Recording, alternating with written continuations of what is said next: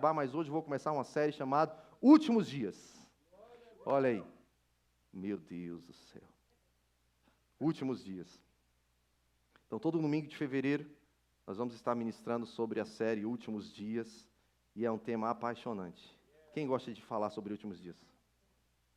Interessante que quando a gente começa a falar sobre esse tema, Últimos Dias, a primeira coisa que vem na mente de muitas pessoas é guerras. E aí a gente pensa, meu Deus, Rússia e Ucrânia é o fim do mundo. E aí depois veio o quê? 8 de outubro, Hamas e Israel. E aí começa a surgir uma série de pensamentos, especulações, e fora as guerras que já estão acontecendo e não pararam ainda, né? Muitas guerras civis acontecendo na África, tanta coisa acontecendo, lá no Oriente Médio que não para, e a gente começa a pensar, não, é o fim do mundo. Outra coisa que vem na nossa mente é catástrofes naturais. É ou não é? Fala comigo, irmão, me ajuda a pregar, pelo amor de Deus. Nós somos pentecostais, pode falar. É, Jesus, aleluia, glória a Deus, assim mesmo, pastor. Catástrofes, isso, reage, pelo amor de Deus. Catástrofes naturais, nós tivemos recentemente terremoto no Marrocos, nós tivemos enchente na Líbia, nós tivemos o ciclone lá no Rio Grande do Sul. Nos últimos 20 anos, a Organização Meteorológica Mundial diz que nos últimos 20 anos, o número de desastres naturais aumentou 75%, matando mais de 2 milhões de pessoas, afetando outras 4 com B, não é M não, de mi, bilhões de pessoas.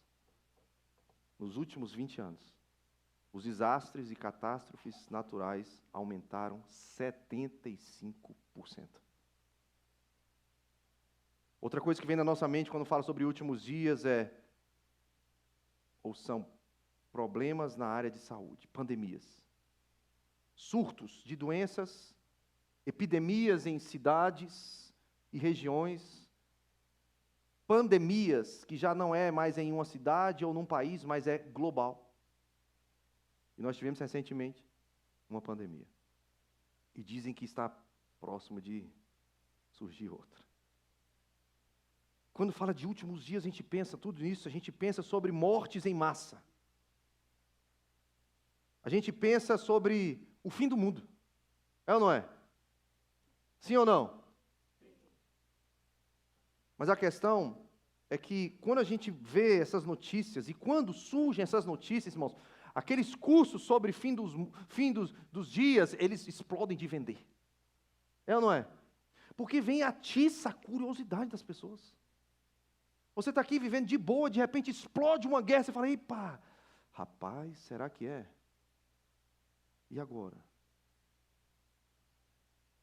É algo, as pessoas falam até sobre algo apocalíptico. As pessoas relacionam guerras, catástrofes, pandemias globais, né? Mortes em massa, genocídios. As pessoas falam logo, é um acontecimento apocalíptico. O mundo vai acabar. Alguns falam, o mundo já acabou com água, agora vai acabar com fogo. Quem já viu isso? Eu vou já chegar nisso aí, nas previsões do fim do mundo. Aguenta aí. A questão é que essas notícias, elas geram curiosidade na gente. Elas geram especulações. Fica todo mundo especulando. É o fim do mundo, é agora. A gente tem que se preparar. E aí outros ficam com medo. Eu estou com medo. Outros ficam preocupados. Tem gente que está tão preocupada, irmãos, que tem bilionários que estão comprando terrenos e mais terrenos e construindo bunkers. Já viram isso? Eu já vi esses dias aí. Rapaz, bunkers, parecem mansões, assim, um negócio extraordinário, mano. Porque eles querem garantir a segurança deles durante e pós o período de catástrofes globais. Aquilo que vem e talvez vai dizimar boa parte da população do mundo, que vai ser uma crise econômica, guerras, nações contra as nações, as pessoas querem o quê? Se esconder. Elas querem estar protegidas. E elas investem milhões em bunkers. Outros, e eu conheço pessoas que fazem isso, estão estocando alimento. Você conhece alguém assim? Tem pessoas estocando alimento. Porque o período de desigualdade, o período de crise econômica, que o livro de Apocalipse fala sobre isso. Porque nem tudo é só especulação. Existem coisas que de fato vão acontecer. Então virá um período de crise econômica violenta. E essa crise econômica vai tirar o poder de compra de muitas pessoas. Aquilo que dava para a gente comprar comida para um mês, vai dar para comprar para um dia. Então existem muitas especulações, medo, preocupação, pessoas estocando dinheiro, pessoas mudando para pequenas cidades, longe das grandes metrópoles. Conhece alguém assim? Eu já conheci também. Por quê? Não, o negócio vai pegar na metrópole, eu vou para o interior, eu vou pegar uma casa lá bem longe, numa serra. Lá vai demorar a chegar, lá eu vou estar mais protegido, preparado. Pega essas duas palavras, proteção e preparo. E são preocupações genuínas, sim ou não? É lógico, a gente quer estar protegido. A gente quer estar preparado. A pergunta que não quer calar é: será que esses tipos de preparo são eficazes? Será que esse tipo de proteção é eficaz? Será que é somente esse tipo de sentimento que deve gerar no nosso coração quando a gente olha uma notícia de catástrofe, de guerra, de pandemia? Será que é somente curiosidade que deve gerar no nosso coração? Será que é somente especulação? Porque especulação não é uma coisa que você leva muito a sério. Você começa a falar aqui, daqui a pouco está numa rodinha de amigos, pai e tal, daqui a pouco para. Será que é só esse nível de conversa, nível de conhecimento sobre o assunto que a gente precisa ter quando se trata de últimos dias? Esses dias eu estava lá em Orlando dando aula sobre Apocalipse. Na verdade, estava dando aula sobre Panorama do Novo Testamento, que é livro sobre livro do Novo Testamento. E, obviamente, a gente termina em Apocalipse, último livro do Novo Testamento. E é interessante que quando a gente vai falar, hoje eu vou pregar sobre Apocalipse, tem gente que vai falar, está amarrado, misericórdia, Jesus. Tem gente que nem abre a Bíblia e fala, não. Né? Tem gente que tem medo de abrir em Apocalipse, achando que, meu Deus, né? Por quê? Porque a ideia que a gente tem de Apocalipse é o quê? O fim do mundo. Será que é isso mesmo? Pessoas tentam, através dessas notícias, muitas pessoas ao longo da história tentaram até datar o fim do mundo. Já leram sobre isso? Pessoas já se levantaram ao longo da história tentando dizer que dia Jesus vai voltar ou que dia o mundo vai acabar. Posso dar 8 exemplos para vocês rapidamente? Previsões da volta de Jesus ou do fim do mundo. Pessoas que fizeram cálculos. E por conta desses cálculos, elas causaram muito dano em várias pessoas. Desapontamentos, frustrações, escreveram várias doutrinas falsas, heresias, começaram várias religiões a partir da tentativa de calcular o dia da volta de Jesus ou o fim do mundo. O primeiro que eu quero falar aqui é do Guilherme Miller, um fazendeiro aqui dos Estados Unidos, em Nova York, no final do século XIX. Ele calculou, baseado na leitura de Daniel, que Jesus ia voltar, o mundo ia acabar entre 21 de março de 1843 e 21 de março de 1844. Aí veio o seu discípulo e fez um cálculo e disse assim, bem, o Samuel, o discípulo dele, Samuel Snow, afirmou que de fato não seria entre 21 de março de 1843 e 21 de março de 1844, seria exatamente em 22 de outubro de 1844. E as pessoas começaram a acreditar naquilo. E as pessoas começaram a se preparar para aquilo. Alguns vendendo tudo, outros abandonando coisas. E aí chegou o dia 22 de outubro de 1844, a história conta que as pessoas esperaram de manhã e nada aconteceu, meio-dia, nada aconteceu, À tarde, nada aconteceu. O pôr do sol, nada aconteceu. Eles esperaram até 11h59 da noite daquele dia e nada aconteceu. E eles ficaram frustrados. Muitas pessoas desapontadas naquele dia, eles estavam tão desapontados, mas eles estavam tão apegados à verdade que eles tinham acreditado, que eles começaram a criar uma outra ideia de que, de fato, Jesus não estava voltando para a terra, mas ele estava começando algo novo no céu, no tabernáculo celestial. Para aí sim, depois de estabelecer o seu ministério naquele tabernáculo celestial, ele iria vir para a terra, e por conta dessa heresia, surge a Igreja Adventista do Sétimo Dia, que não nega até hoje a importância do dia 22 de outubro de 1844. Mas tem um outro, Joseph Smith, fundador dos Mormons, aqui nos Estados Unidos, disse que em 1835, que depois de 56 anos, Jesus retornaria. Isso era para ter acontecido em 1891. Até hoje nada, né, irmão?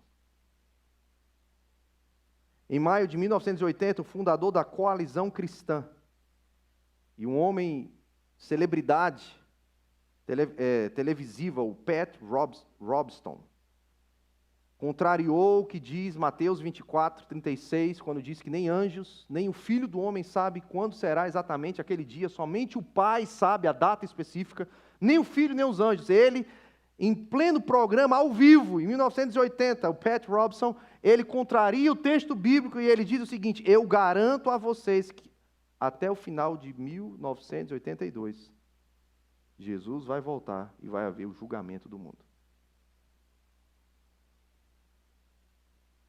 Tem uma seita que surgiu nos Estados Unidos chamado Portais do Céu, Heaven's Gate, que acreditava que o mundo acabaria em breve. Infelizmente, no dia 26 de março de 1997, os membros daquela seita chamada Heaven's Gate, isso inclusive depois virou um filme, eles acreditavam tanto que o mundo ia acabar, que uma espaçonave de alienígenas ia resgatá-los e salvá-los do fim do mundo, que porque não aconteceu do jeito que eles imaginavam, em 1997 eles foram todos para uma chácara e todos se suicidaram, 39 pessoas. Porque eles acreditavam que eram os últimos dias, o fim do mundo. Nostradamus, quem já ouviu falar de Nostradamus? Eu era pequeno, assistia umas coisas, Nostradamus dava um medo, irmão. E os escritos de Nostradamus falavam que o mundo ia acabar em 1999. E muitos especularam, fizeram documentários, filmes, vídeos, o mundo vai acabar. 1999. Junto com Nostradamus veio o bug do milênio, o Y2K. Onde as pessoas começaram a descobrir, desde a década de 70, que próximo à transição de 1999 e entrando em 2000, ia haver realmente um fato que muitos computadores não iam conseguir distinguir a diferença entre o ano 2000 e o ano 1900. O final, o 00 ali. Isso ia gerar, sabe o que, irmão? Isso ia gerar uma catástrofe. As pessoas diziam que ia gerar problemas catastróficos que poderiam gerar blackouts enormes e um holocausto nuclear, irmãos. Eu ouvi isso. Em 2000, as pessoas falavam, o mundo vai acabar. Quem foi criança, né? Eu sou de 81, eu sou dessa época. 2000, o mundo ia acabar. E aí, sabe o que aconteceu? A venda de armas aumentou. Pessoas, naquela época como hoje, começaram a construir bunkers. As pessoas começaram, irmãos, a estocar comida. Porque muitos problemas a nível global iam acontecer no ano 2000. Um outro homem chamado Richard Nunn, autor de um livro 552,000 Eyes, The Ultimate Disaster. Meu Deus, meu inglês está bom, hein? É porque eu moro em Jacksonville. Se eu morasse em Orlando, eu estava falando espanhol aqui em cima. Quer aprender a falar inglês, queridão? Vem morar em Jacksonville. Conversa de Orlando, nada, irmão. 2008 seria um desastre. O autor lança esse livro em 2006 e ele diz no livro dele que em 2 anos o mundo ia acabar. O que aconteceu? O mundo acabou? Não, mas ele vendeu um bocado de livro. Essas aqui foram 8 previsões fracassadas, mas tem várias. Tem outra que é de uma galinha. Você já ouviu essa da galinha que botava ovos? Essa é tão ridícula que eu não tive nem coragem de colocar aqui. Mas tem essa também. Tem várias. Dá um Google lá depois, você vai ver. Várias previsões fracassadas de pessoas que tentaram calcular a data e o dia. Todas as vezes que você encontrar alguém tentando datar a data ou o dia, uma luz vermelha precisa acender. É uma seita e uma heresia. Não está na Bíblia. Ah, pastor, então eu posso relaxar. Porque o pessoal está tentando faz tempo, ninguém acerta, então eu acho que esse negócio não vai nem acontecer mesmo. Aí vem os 2 extremos, que é o desinteresse total pelo assunto, e de uma pequena minoria, que eu chamo de cabeçuda teológica, profeticamente estranha, o extremo interesse e relacionamento sobre tudo com o fim dos tempos. E eu aprendi com meu professor de 83 anos em Dallas, Dr. Sidney Westbrook. Ele dizia que os extremos são um problema. Você, se está no extremo, você só enxerga o outro. Você precisa estar num lugar de equilíbrio que consiga ver os 2 extremos. E é isso que a gente quer fazer durante esse mês de fevereiro, pode ser? Nós precisamos encontrar um lugar de segurança, proteção e equilíbrio sobre os últimos dias. Onde é esse lugar, pastor? 2960 Plummer Cove? 10507 São José? Não, esse lugar não é um endereço geográfico. Esse lugar é a Bíblia. A Bíblia ensina tudo sobre os últimos dias. A Bíblia responde todas as perguntas sobre os últimos dias. A minha proposta aqui com vocês não vai ser gerar curiosidade frívolas, mas trazer fundamento sólido sobre os últimos dias. A minha proposta não é embates teológicos, não. É apresentar o falso e o verdadeiro. Sem medo de citar nomes, como eu citei vários aqui, de seitas, que são seitas. Porque não está de acordo com as Escrituras. Mas também sem medo de falar a verdade que a Bíblia diz. Você está preparado para os últimos dias? Glória a Deus. Vamos começar hoje, né? Mais do que a gente falar somente sobre datas, acontecimentos externos, que são importantes sabermos. A gente vai ver com Jesus em Mateus 24. Vai ser o único texto que eu vou ler com vocês hoje, mas no decorrer do mês de fevereiro eu vou ler lá em Timóteo, 2 Timóteo 3, vou ler Judas, vou ler algumas coisas de Apocalipse com vocês, vou ler lá em Tessalonicenses, capítulo 4 e 5. Hoje eu vou me deter a Mateus 24, ok?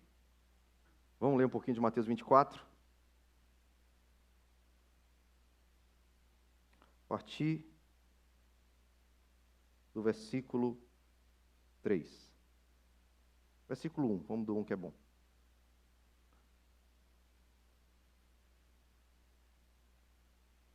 Quando Jesus saía da área do templo, seus discípulos lhe chamaram a atenção para as diversas construções do edifício. Ele, porém, disse: estão vendo todas essas construções? Eu lhes digo a verdade, elas serão completamente demolidas. Não restará pedra sobre pedra. Mais tarde, Jesus sentou-se no Monte das Oliveiras e seus discípulos vieram até ele em particular e perguntaram: diga-nos, quando isso tudo vai acontecer? Que sinal indicará a sua volta e o fim dos tempos? Veja que a curiosidade é antiga, né? Que sinais? Quando o Senhor vai voltar? Sinais do fim dos tempos. E Jesus respondeu: não, meu Deus, isso é forte. Não deixem que ninguém os engane. Pois muitos virão em meu nome, dizendo: eu sou o Cristo, e enganarão muitos. Vocês ouvirão falar de guerras e ameaças de guerra, mas não entrem em pânico. Sim, É necessário que essas coisas ocorram, mas ainda não será o fim. Uma nação guerreará contra a outra, um reino contra o outro, haverá fome, terremotos em várias partes do mundo. Tudo isso, porém, será apenas o começo das dores de parto. Então, vocês serão presos, perseguidos e mortos. Por minha causa, serão odiados em todo o mundo. Essa parte a gente não gosta muito não, né? Muitos se afastarão de mim e trairão e odiarão uns aos outros. Falsos profetas surgirão em grande número e enganarão muitos. O pecado aumentará e o amor de muitos esfriará. Mas quem se mantiver firme até o fim será salvo. As boas novas a respeito do reino serão anunciadas em todo o mundo, para que todas as nações as ouçam. Então virá o fim. Vamos parar por aí hoje. Amém? Esse texto fala para mim e para você, até nós cantamos sobre isso, né? Estamos batendo a porta, aquela música é maravilhosa, né? Aponta para esse tempo. Nós cremos, irmãos, que nós estamos vivendo os últimos dias. Nós cremos que estamos vivendo esse período que Jesus falou para nós em Mateus 24. Esse período que aqui eu quero falar para vocês de 11 marcas dos últimos dias que nós lemos, que estão descritas aqui em Mateus 24. Pode ser? 11 marcas dos últimos dias. Primeira marca que a gente percebe que vai compor os sinais que os dias da volta de Jesus estão se aproximando, que vai compor o cenário que antecede os dias da volta de Jesus. Primeiro sinal, a primeira marca que a gente está vivendo nos últimos dias, irmãos, está no versículo 4. Quando Jesus, ele diante daquela pergunta, que é uma curiosidade genuína, irmãos. As pessoas chegam para Jesus e falam, Jesus, fala para nós, que sinais a gente precisa estar atento para perceber? Quando vai acontecer, o que vai estar acontecendo que antecede a tua vinda e o fim dos dias? E aqui eu quero abrir um parênteses para vocês, irmãos. Nem Jesus fala, nenhum texto do Novo Testamento fala, e Apocalipse também não fala que o mundo vai acabar.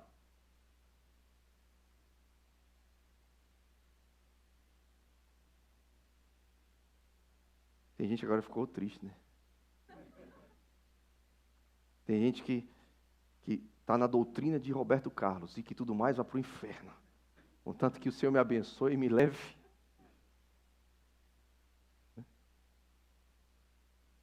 Deixa eu falar uma coisa para vocês. O mundo não vai acabar. Tem gente que vive assim, ó. Maranata, ora vem, Senhor Jesus. Me arrebata, me leva logo para o céu. Meu Deus, se eu falar para você que é o céu que vai descer. Vocês ouviram ou eu preciso falar de novo? Ah, não, pastor, agora o senhor estragou com a minha fé. Eu achei que eu ia morar no céu. Quando os discípulos estão perguntando para Jesus, fala para mim, por favor, Jesus, qual sinal haverá da tua vinda e da consumação dos séculos? Eles não estão perguntando, me fala quando o Senhor vem e que o Senhor vai jogar uma bomba atômica que vai destruir a terra. Não, vai haver a consumação. Essa palavra no grego, no original ali do grego koiné, da Palestina do século I, é a consumação, o completar de uma era. Deixa eu te falar, o fim é só o começo. Vai ser o fim de uma era. Que era? A era onde Satanás reina na terra, a injustiça impera, a corrupção toma conta, onde há enfermidades, pandemias, tudo isso, irmãos, está acontecendo nessa era. Entre o período da primeira vinda de Jesus e o período da segunda vinda de Jesus, há o reino das trevas, o império das trevas atuando com liberdade na terra. Mas Jesus está dizendo que quando Ele voltar, essa brincadeira vai acabar. Seja você com 9 dedos ou com 10 dedos, vai ter que prestar conta diante do Senhor. Seja você com cabelo ou careca, vai ter que prestar. Quem está entendendo, minhas palavras bastam. O sentimento de impotência não vai reinar mais na terra, porque o Rei dos Reis, Senhor dos Senhores vai voltar. Ele vai botar tudo em ordem, Ele vai julgar todo o sistema diabólico, toda injustiça terá fim, todo choro vai ser enxugado as suas lágrimas, toda enfermidade vai ser trocada por corpos glorificados e sarados. A questão é quando isso vai acontecer, pastor? Pelo amor de Deus. É uma curiosidade, irmãos, genuína. E entre nós aqui, pode ser? A gente precisa ter mais curiosidade sobre isso. Mas uma curiosidade genuína que leva a gente não para embates, não para curiosidades frias, mas para a Bíblia, irmãos. Nós precisamos voltar a ensinar e pregar de que Jesus vai voltar, não é uma história da carochinha, não é uma frase de efeito gospel, é uma verdade, Jesus vai voltar. Essa foi a primeira mensagem dos apóstolos da igreja, do Novo Testamento, do primeiro século. As pessoas aceitavam Jesus, a primeira coisa que eles pregavam, ei, Ele vai voltar. É por isso que eles estão aqui, cara.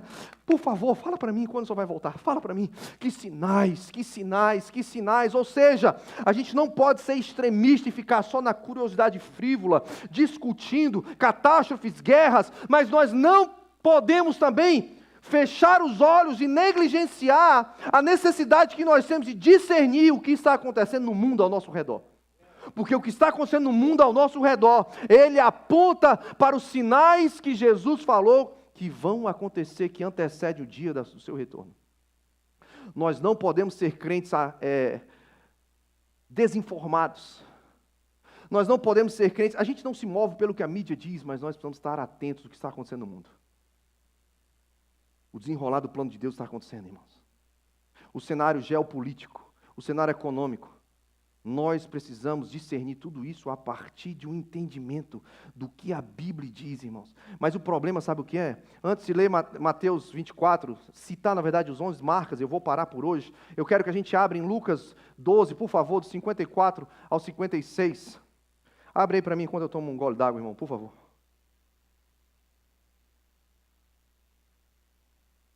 Lucas 12, 54 a 56.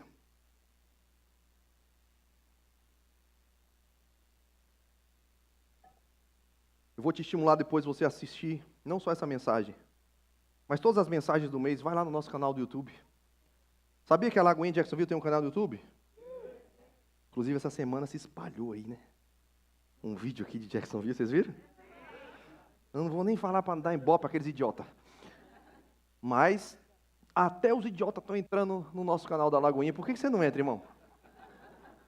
Até quem é imbecil, que pega pregações para fazer coisas idiotas, desculpa a expressão, porque a gente pode falar a verdade aqui ou tem que brincar de ser crente? O cara entra no canal das igrejas para fazer recortes, fora de contexto, para colocar um crente contra o outro. Irmãos, isso aí é diabólico, irmãos. Mas até ele sabe que a Lagoinha de Jacksonville tem um canal do YouTube. Ou seja, eles estão nos vendo. Segura a responsabilidade aí, viu, Marcelão? Tem gente assistindo a gente. Ah, pastor, eu não sabia que era importante. Não, irmãos. Assim como tem gente idiota assistindo, tem gente precisando de Jesus assistindo. Tem gente que precisa de uma palavra de esperança, de fé, de reconciliação, de cura. Pessoas precisam voltar para Jesus, entregar a vida para Jesus. Por isso nós somos uma igreja intencionalmente, Lagoinha, igreja intencionalmente midiática. Lucas 12, 54, presta atenção, irmãos. Dizia ele à multidão, Jesus, 2 pontos, abre aspas. Quando vocês veem uma nuvem que se levantando no ocidente, logo dizem, vai chover. E assim acontece. E quando sopra o vento sul, vocês dizem, vai fazer calor. E assim ocorre. Hipócritas, vocês sabem interpretar o aspecto da terra e do céu. Como não sabem interpretar o tempo presente? Ele estava falando para as pessoas daquela época. Eles sabiam interpretar as coisas climáticas. Mas eles não tinham percebido que o Messias estava entre eles. Ou seja, assim como foi no período da primeira vinda de Jesus, irmãos, agora, no tempo que nós estamos vivendo, do período que antecede a volta de Jesus, ou seja, a sua segunda vinda, existem pessoas que são especialistas em discernir tudo. Elas só não estão entendendo que Jesus está voltando. Sabe falar de tudo. Entende todas as coisas. O que ela fala até está certo, porque a sabedoria dela é só humana. Mas quando vai falar de sabedoria espiritual, ela não está entendendo nada. O meu convite para você durante todo o mês de fevereiro, irmãos, não é a gente abandonar o conhecimento natural, ele é importante. A gente precisa saber quando vai chover e quando vai fazer calor. Sim ou não? Mas a gente não pode ser limitados, tendo só informações e sabedorias terrenas. Nós precisamos, através das Escrituras, discernir o tempo da volta de Jesus. Que dia estamos vivendo? Que tipo de pessoa existe na terra? Que sinais estão acontecendo? Que cenário está sendo formado? Porque isso antecede a volta de Jesus. E a minha proposta para esse mês, irmãos, é gerar fascinação por Jesus. Proteção para mim e para a sua casa. E preparo espiritual para a igreja de Jesus. Amém? Por isso Jesus, ele abre a resposta para a pergunta dos discípulos: quais sinais e qual o tempo da tua vinda? Primeira coisa que Jesus fala, irmãos, Mateus 24, 4, é: vede que ninguém vos engane. Jesus diz que nos últimos dias, o tempo que antecede a sua segunda vinda, o seu retorno, e eu aqui abrindo parênteses, ele não vai vir mais, irmãos, no ventre de ninguém. Ele não vai ser mais um bebê na manjedoura, irmãos. Não. Ele não vem mais para ser crucificado em uma outra cruz, flagelado por mim e por você, com coroa de espinho na sua cabeça, chicotadas na sua costa, não furado suas mãos, seus pés. Não, ele não vem mais, irmãos, como um cordeiro para ser sacrificado por mim e por você. Ele vem num cavalo branco, na sua costa está escrito Rei dos Reis, Senhor dos Senhores. Ele vem buscar não uma creche, não um hospital, ele vem encontrar uma noiva madura, adornada, santificada, e ele vem para casar e julgar o mundo. Ele não vem mais para ser ninado no colo de ninguém. Por isso ele diz: ei, cuidado. Vão surgir falsos cristos, tentando enganar muitos. Cuidado. Muitos em meu nome vão dizer: eu sou o Cristo. Há um espírito do anticristo atuando na terra, irmãos. Existem, como nós vimos aqui, falsas religiões, falsas profecias, falsos ensinos, falsas datas. Pessoas estão se suicidando, vendendo tudo, abandonando tudo por uma mentira. Jesus fala nos últimos dias, a primeira coisa que a gente tem que estar atento: cuidado. Cuidado. Agora, como a gente vai reconhecer o falso se nós não conhecemos o verdadeiro?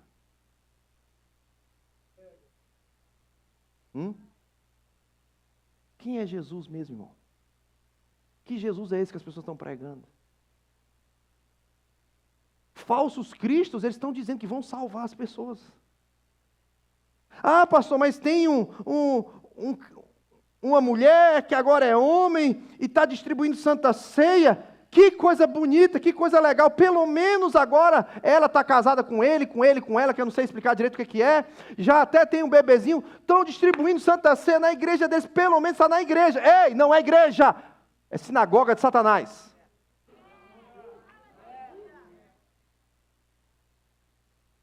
Porque o Jesus que estão pregando lá não é o Jesus da Bíblia, irmão. A salvação que eles estão dizendo lá, não. Vem do jeito que você está, fica do jeito que você está, você vai ser feliz. Vem que todo mundo aqui é inclusão, a gente aceita todo mundo. Não, aqui na igreja dos Estados Unidos, esses dias, gigante a igreja. O pastor apresentou o seu filhinho como filhinha.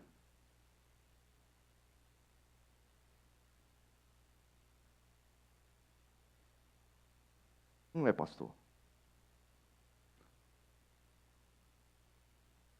Ele é uma ovelha vestida de lobo. Quer dizer, é um lobo vestido de ovelha. Irmãos, últimos dias, Jesus fala, cuidado que não vos engane. Pelo amor de Deus, irmãos. Nós precisamos conhecer Jesus. Conhecer Jesus não é só uma música legal e bonita. Quero conhecer Jesus. Quero conhecer Jesus e ser achado nele. Mas espera aí, ser achado aonde? Em quem? Eu quero conhecer Jesus, mas eu não oro. Eu quero conhecer Jesus, mas eu não leio a Bíblia. Eu quero conhecer Jesus, mas eu venho na igreja só no domingo, 1h40, e eu digo que eu quero conhecer Jesus. Ei! Quando Jesus voltar, Ele não vem pegar os empolgados, os emocionados,